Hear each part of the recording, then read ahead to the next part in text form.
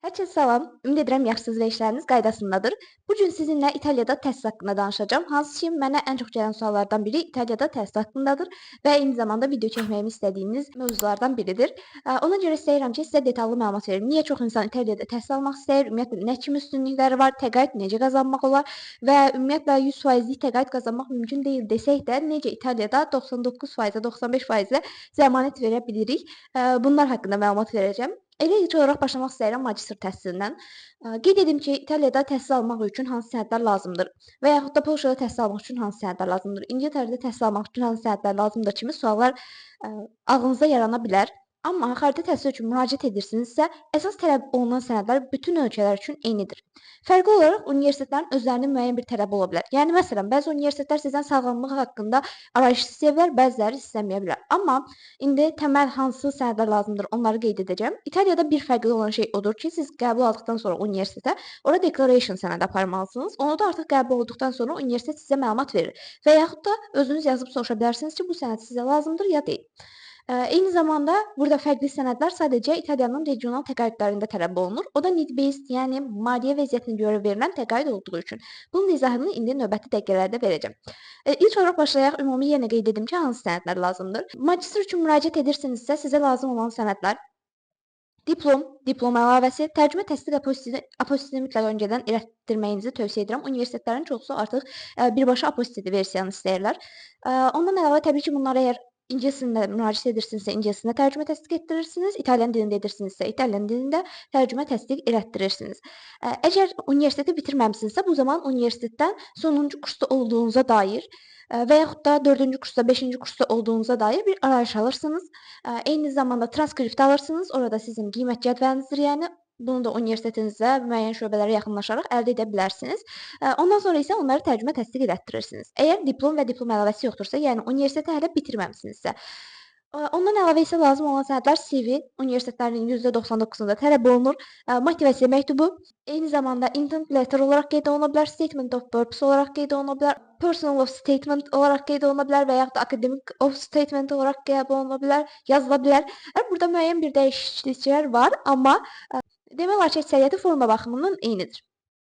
Bundan əlavə isə sizdən referans məktubları tələb olunacaq. Referans məktubu tövsiyə məktubudur, recommendation letter və yaxud da reference letter olaraq araşdırsanız tapa bilərsiniz məlumat. Burada siz müəllimlərinizdən və yaxud da hər hansı bir işlədiyiniz yerdəki qurumda rəhbər şəxslərdən və yaxud da sizin komandanın liderindən bu məktubları ala bilərsiniz. Adətən minimum 2 akademik referans məktubunun olmasını tövsiyə edirik. Eyni zamanda bir könüllü fəaliyyətinizdən və yaxud da təcrübə proqramından və yaxud da işlədiyiniz yerdən ala bilərsiniz. Eyni zamanda bunlar daha da çox ola bilər. Amma akademik referans məktubu minimum çalışın ki, 2 olsun. Bəzi yerlərdə bir də istənilə bilər, amma siz öncədən bunları hazırlayacağınız üçün və daha sonra müəllimlər onu imzalayıb və yaxud da verən şəxs imzalayıb həmin qurumda möhürlətməli olduğunuz üçün öncədən hazırlamanızı tövsiyə edirəm. Eyni zamanda bəzən ola bilər ki, bu sizdən verən məktub formasında deyil, sistemdə sadəcə adları qeyd etməklə, meylləri qeyd etməklə, yəni məlumatların həmin şəxsin verəcək şəxsin məlumatlarını qeyd etməklə tələb oluna bilər. Bu zamanda artıq müraciət etdikdən və məsələn sizin hər hansısa bir müəlliminiz, professorunuz sizə referans olacaq. Həmin şəxsin məlumatlarını daxil edirsiniz və ona meylinə avtomatik olaraq mesaj gedir siz müraciət etdiyiniz zaman. Həmin mesaja daxil olaraq ya birbaşa məktubu yükləyir, ya da mesajda müəyyən suallar olur və həmin sualları cavablandırır sizə uyğun. Ondan sonra isə sizin referansınız qəbul olunmuş olur. Bundan əlavə isə tələb olunan sənədlər, əgər hər hansısa bir incəsənətlə bağlı və yaxud da portfolio tələb edən bir sahə ilə bağlı müraciət edirsinizsə, sizdən əlavə olaraq portfolio tələb oluna bilər. Bu portfolioda artıq yenə hazırlamağınız sizin hansı sahədən olmağınızdan asılıdır. Qeyd edim ki, portfolioda təkcə siz bu zamana qədər gördüyünüz işləri deyil, eyni zamanda planladığınız proyektləri də paylaşa bilərsiniz ki, onları sizi seçməsi üçün bir fürsət yaradasınız və onlar sizin gələcək planlarınızı elə buradan da görmüş ola bilərlər. Bundan əlavə tələb olunan sənədlər attestat, tərcümə təsdiq apostilisini yenə də öncədən elətdirin. Çünki bəzi universitetlər tələb edirlər attestatı da, bəziləri isə tələb etməyə bilərlər. Bundan əlavə isə əlavə olaraq sertifikatlarınız varsa və önəmli sertifikatlardırsa, əgər ingilis dilində deyilsə, onu ingilis dilində tərcümə təsdiqi yenə elətdirə bilərsiniz. Yox, ingilis dilindədirsə elə birbaşa yükləyə bilərsiniz. Təbii ki, qeyd etdiyim kimi əlavə olaraq universitetlərin daxilində müraciət etdiyiniz zaman orada müəyyən bir formlar da ola bilər ki, həmin formları doldurasınız və yaxud da təsdiq ola bilər ki, müraciətlə bağlı hər hansısa bir şeyi təsdiq edəcəyiniz sənədlər olsun, onları tamamlayasınız. Eyni zamanda sizdən müəyyən esselər istəyə bilərlər, onları tamamlaya bilərsiniz. Amma belə xüsusi əlavə tələb olunan sənəd yoxdur. Təbii ki, pasport, şəxsiyyət vəsiqəsi, onları da sistemə yükləyirsiniz. Adətən birini yükləyirsinizsə, digərinə ehtiyac qalmır. Sənədlər bakalavr üçün də qeyd edim, ondan sonra isə keçək müraciət prosesinə və təqaüdlərə. Sənədlər bakalavr müraciəti edirsinizsə, bu zaman əgər bitirmisinizsə attestatın tərcümə təsdiqi, bəzən universitet imtahanı vermisinizsə, onun məlumatlarını istəyirlər və universitet üçün topladığınız və buraxılış imtahanında topladığınız balın məlumatlarını istəyirlər. Ondan əlavə yenə CV, motivasiya, referans məktubları, əlavə lazım ola biləcək dediyim digər sənədlər də bakalavra aiddir. Sadəcə əsas bu akademik təhsillə bağlı olan sənədlər dəyişir.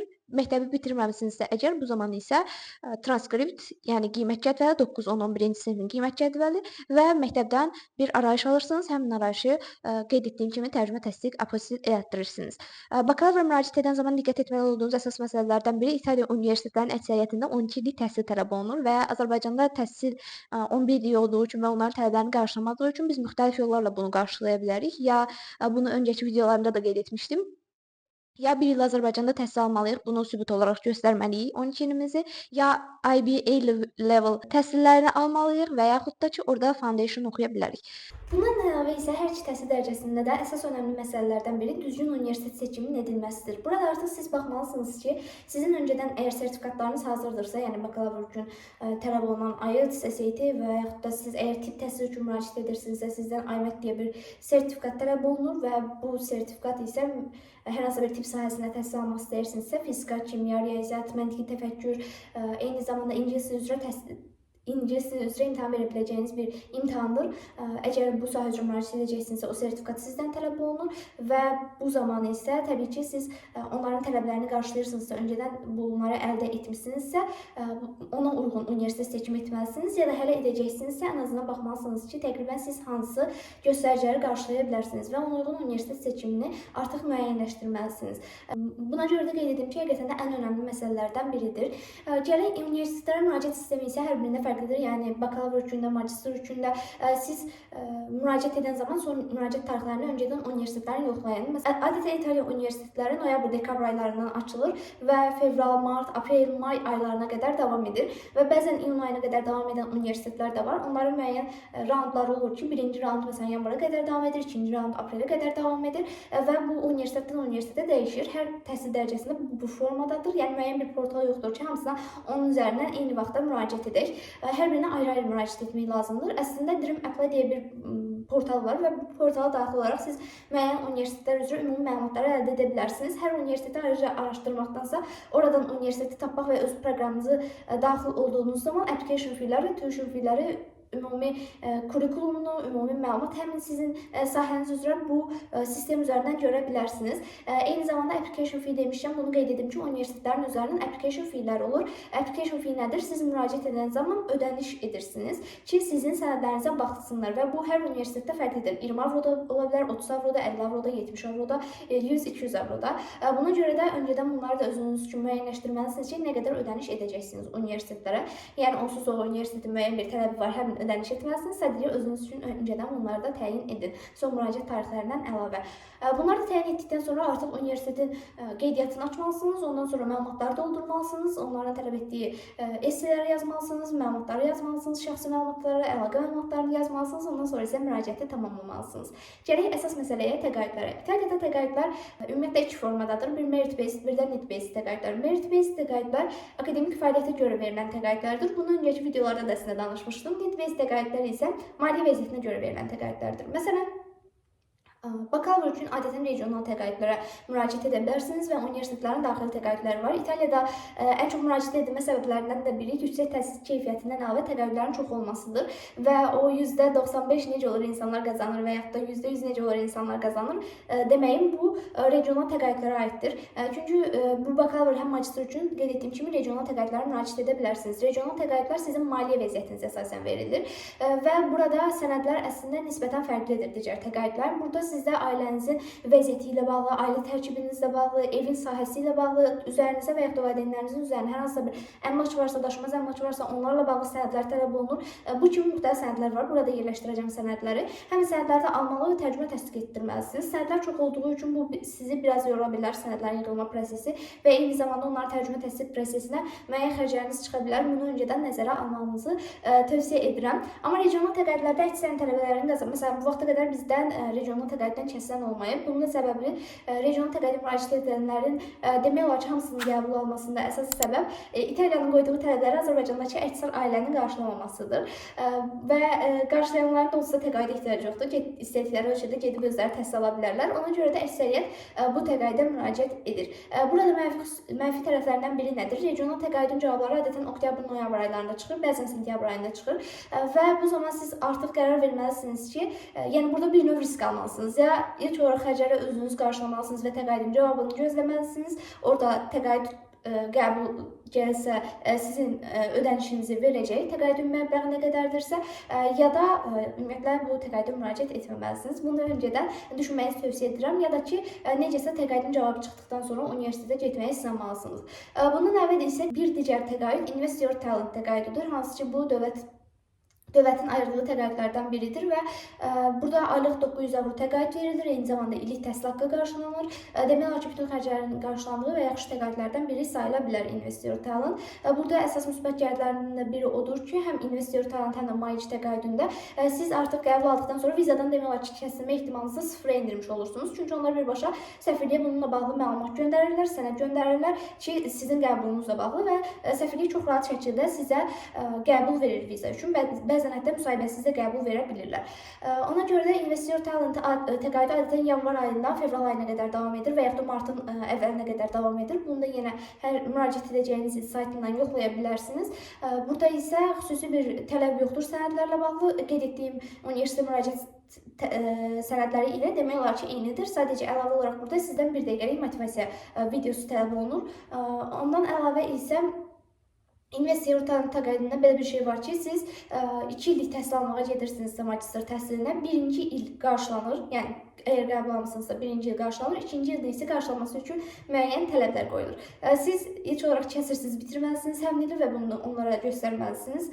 Aldığınız transkriptlə, universitetdən alacağınız transkriptlə bir digəri ingilis dili dərslərində, yəni kurs götürməlisiniz, onların daxilində olan kurslardan birini götürməlisiniz və yaxud da sertifikat təqdim etməlisiniz ingilis dili ilə bağlı.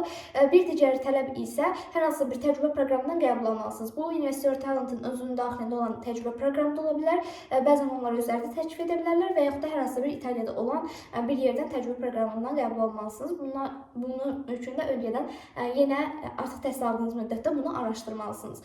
Bundan əvvəl isə MyG təqaüdü Xarici İşlər Nazirliyinin verdiyi təqaüddür. Burada regional təqaüddə də, MyG təqaüdündə də universitetdən öncədən qəbul almaq lazımdır. MyG təqaüdü adətən iyun aylarında bağlanılır. Yenə qeyd etdiyim kimi hansı il müraciət edəcəksinizsə, videoya nə vaxt baxırsınızsa, həmin il mütləq tələbləri yoxlayın.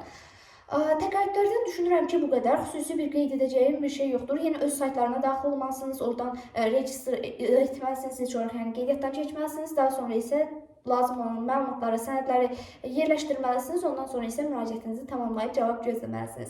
Bir digər məsələ, ən çox sual gələcəyini düşündüyüm məsələlərdən biri olduğu üçün İtaliya vizası haqqında qısa danışım. İtaliyada ümumiyyətlə viza məsələsinin çətinləşməsi ilə bağlı və viza verilməməsi ilə bağlı tərəddüdlərinizin olduğunu düşünürəm. Çünki bəli, belədir ki, son 3-4 ildə əvvəlkilərə nisbətən təqaüd alma ehtimalı daha azalıb. Burada da azalmasının səbəbi əvvəl hər kəs İtaliyaya buraxırdılar və onlar da miqrant olaraq qaldıqları üçün avtomatik olaraq onlar da siyasətlərdə, yəni müəyyən islahatlar aparırlar ki, hər kəs gedib orada qalmasın deyə. Və buna görə də nisbətən daha seçici davranırlar. Hal-hazırda Polşada da vəziyyət eyni formadadır, amma siz normal universitetdən qəbul alsanız və müsahibədə normal özünüzü ifadə etsəniz, viza üçün sənədlərinizi doğru şəkildə yığsanız, bank hesabında doğru məbləği göstərsəniz, düzgün şəkildə qaydasında olsa hər şey, bu zaman sizə vizanı verəcəklər, narahat olmağa dəyməz. Necə ki, digər ölkələrə vizaya müraciət edən zaman narahatlıq keçirirsiniz, yəni ikisi İtaliya üçün də eyni formada olmalıdır. Yəni xüsusi İtaliyanın bilərəkdən 100% kəsirlər deyə bir şey yoxdur. Bu ümumiyyətlə heç bir ölkədə yoxdur. Onsuz da onların universitetləri qəbul verirsə, səfirliyin burada xüsusi bir, yəni əksinə onlar üçün dövriyyənin artması deməkdir. Yəni onların xüsusi bir burada marağı yoxdur ki, tələbələri kəssinlər. Tələbləri qarşıladığı müddətcə kəsilsəniz belə yenidən müraciət edin. Buna görə də müraciətlərdə çalışın son müraciət tarixlərini qaçırmayın və vizaya müraciətdə də gecikməyin ki, həm geri götürmək məsələsinə görə bir problem yaşamayasınız, həm də ki, eyni zamanda əgər kəsilsəniz yenidən müraciət etmək üçün vaxtınız qalsın. Çünki universitetlər də sizə müəyyən bir vaxt verirlər ki, həmin vaxta qədər siz artıq orada getməlisiniz. Getmədiyiniz təqdirdə avtomatik olaraq sizin qəbulunuz ləğv olunmuş olur. Buna görə də çalışın ki, vizaya vaxtında müraciət edəsiniz. Bir digər məsələ yaşam xərcləri haqqında soruşula bilər. Bu təbii ki, sizin gedəcəyiniz şəhərdən asılıdır. Ola bilər ki, turistik şəhər olsun və orada yaşam xərcləri yuxarı olsun, paytaxt şəhəri olsun və yaxud da başqa bir şəhərlər daha aşağı ola bilər. Amma ümumi götürsək minimum 500-600 və digərləri isə sizdən asılıdır qeyd etdiyim kimi. Ondan yuxarı 1000, 1200, bəlkə 2000 avroda xərcləyə bilərsiniz. Burada təbii ki, müəyyən məsələlər var. Siz apartmentdə də yaşaya bilərsiniz, hər hansı bir tələbə xanasında da yaşaya bilərsiniz. Siz nəqliyyatdan müəyyən güzəştlərlə istifadə edə bilərsiniz və yaxud da dediyim digər məsələlər sizin təbii ki, orada yaşam xərclərinizi dəyişdirəcək məqamlardır. Bunun əlavə düşünürəm ki, İtaliyada təhsillə bağlı xüsusi qeyd edə biləcəyim bir şey yoxdur. Əslində videonun normalda 24 dəqiqəlik bir video çəkmişdim və videonun yarısını yox, hətta 7-ci dəqiqəsindən sonra səsi olmadığı üçün yenidən çəkməli oldum. İkinci dəfə danışdığım üçün bilmirəm, unutduğum nəsə oldu mu o danışmadığım hissələrdən, yoxsa hər birini qeyd etdimmi? Yenə də əgər sizin suallarınız varsa şərhə yaza bilərsiniz. Cavablandıracağım hər birini. İtaliyada təhsillə bağlı. Eyni zamanda da videonu bəyənərək, şərh yazaraq və kanala abunə olaraq dəstək ola bilərsiniz. Həqiqətən də geri dönüşləriniz çox sevindirir. Çünki gördüyüm işin dəyərləndirilməsinin fərqinə varıram və eyni zamanda davamlılıq üçün də motivasiya olur. Suallarınızı və xarici təhsil üçün ümumiyyətlə müraciətlə bağlı hər hansısa bir suallarınız olarsa, hər hansısa bir ölçəyə fərqi yoxdur. Suallarınız olarsa mənə yaza bilərsiniz. Hogwarts Edu səhifəsinə yaza bilərsiniz. Instagramımı da bura qeyd edirəm. Instagramıma da yaza bilərsiniz. Eyni zamanda şərhlərdə yazsanız daha çox sevinirəm ki, sualları elə orada da cavablandıracağam. Ümid edirəm ki, bu da faydalı videolardan biri oldu. Belə, növbəti videolarda görüşənədək.